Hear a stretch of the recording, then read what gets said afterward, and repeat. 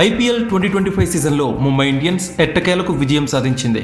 ఈ సీజన్లో ఓటమి ఎరుగని ఢిల్లీ క్యాపిటల్స్ జట్టుకి ఓటమి రుచి చూపించింది ముంబై ఇండియన్స్. ఢిల్లీ క్యాపిటల్స్తో ఆదివారం ఉత్కంఠగా సాగిన మ్యాచ్లో సమష్టిగా రాణించిన ముంబై ఇండియన్స్ 12 పరుగుల తేడాతో గెలుపొందింది.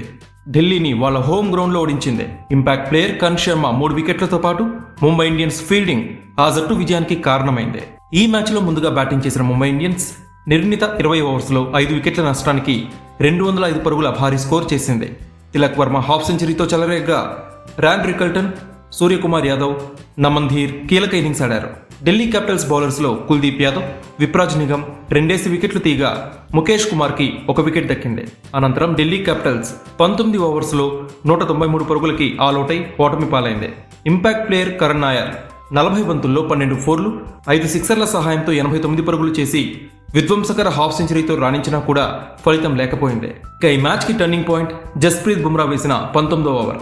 బుమ్రా వేసిన 19వ ఓవర్లో చివరి 3 బంతులకి వరుసగా అశుతోష్ శర్మ, కుల్దీప్ యాదవ్, మోహిత్ శర్మ రన్అట్ అవడం ఢిల్లీ క్యాపిటల్స్ కొంపముంచింది.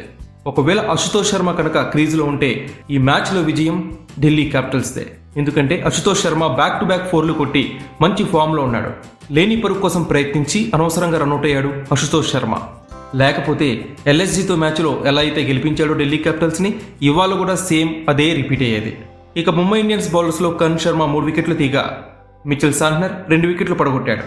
బుమ్రా, దీపక్ చహర్ తల 1 వికెట్ తీశారు.